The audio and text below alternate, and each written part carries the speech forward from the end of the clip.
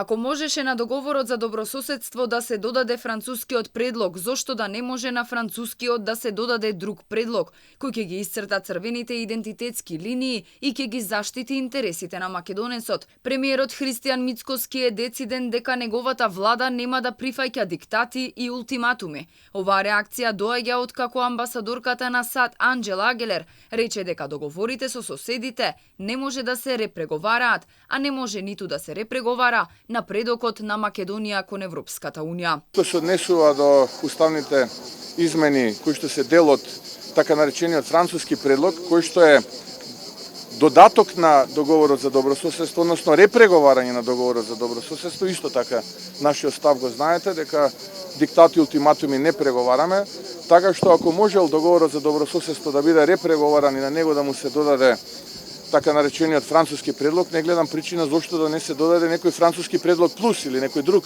предлог кој што ќе ги опфати барањата кои што ги има македонскиот народ, македонците во Бугарија. Според Мицкоски, односите со Бугарија треба да бидат во духот на реципроцитетот. Доколку тие бараат да се заштитат правата на бугарите во земјава преку внесувањето на малцинството во уставот, тогаш неопходно е да се поведе сметка и за пресудите од Европскиот суд за човекови права за македонската заедница во Бугарија. Да видиме во Европа која е таа институција која е одговорна да донесе одлука чии права се нарушени човекови или не се. Тоа е Европскиот суд за човекови права во Страсбург. И ако ја погледате денеска ситуацијата и семафорот да се изразам спортски, ќе видите резултат 14-0.